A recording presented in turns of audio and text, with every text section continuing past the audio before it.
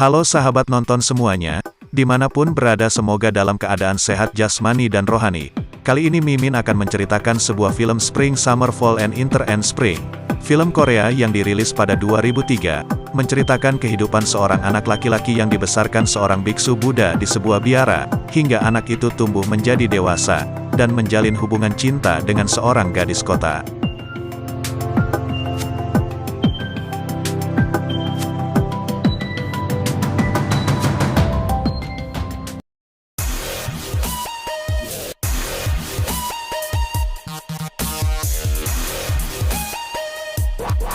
Perlihatkan seorang biksu kecil sedang bermain-main.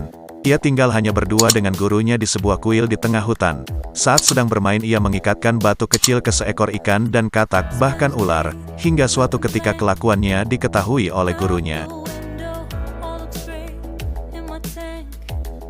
Biksu kecil pun dihukum oleh gurunya dengan metode sederhana. Saat tidur biksu kecil pun diikatkan batu besar ke punggungnya. Ketika pagi hari sang guru pun mengatakan untuk mencari ikan yang sudah diikat batu itu, biksu kecil pun bergegas mencarinya.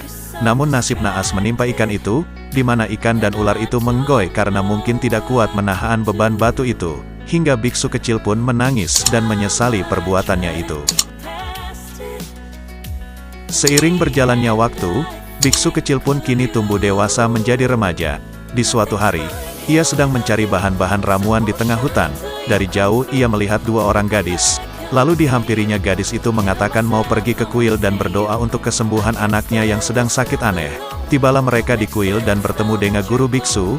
Mereka pun akan tinggal beberapa hari di sana. Setelah berdoa tanpa mengenal waktu, ibu gadis itu pulang ke kota dan meninggalkan anak gadisnya itu.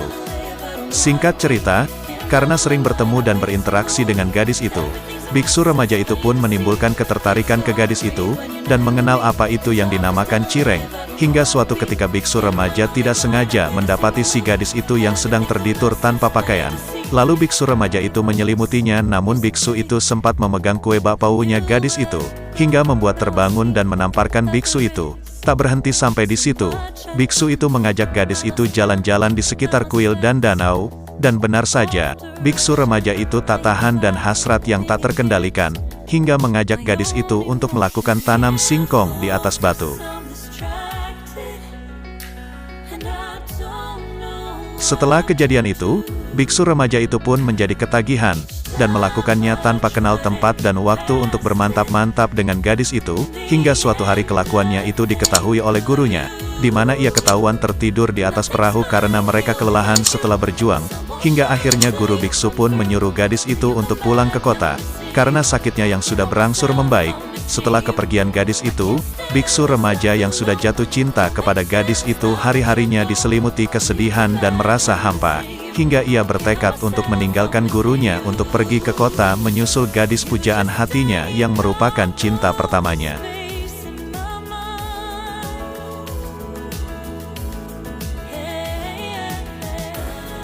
Suatu hari biksu tua sedang makan kue. Tak sengaja ia membaca berita yang ada di bungkus kue itu, bahwa ada seorang suami sangat kejam menghabisi istrinya sendiri dengan pisau, dan ternyata orang itu adalah merupakan muridnya sendiri. Biksu tua pun tak menyangka bahwa muridnya yang dulu baik dan lugu, setelah mengenal cinta dan bergaul di dunia luar kini ia menjadi kejam. Singkat cerita biksu muda itu kembali dari kota karena untuk bersembunyi dari kejaran polisi.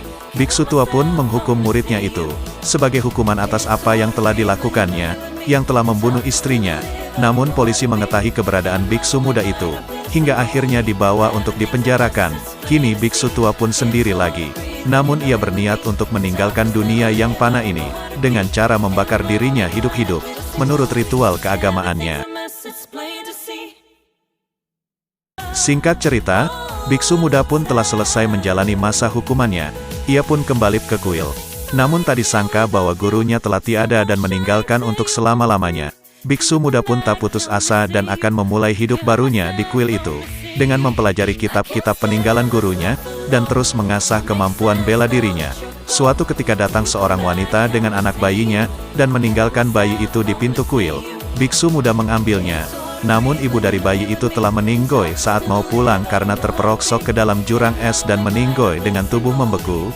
Singkat cerita, biksu muda pun menjadi biksu tua dan bayi itu menjadi biksu muda. Judul film Spring Summer Fall Winter and Spring. Film ini sederhana dan lokasinya juga sebagian besar hanya di kuil Buddha dan sekitarnya. Bercerita tentang kehidupan. Biksu muda mulai mengenal apa itu cinta, nafsu, seks terhadap lawan jenis, dan perputaran tentang kehidupan.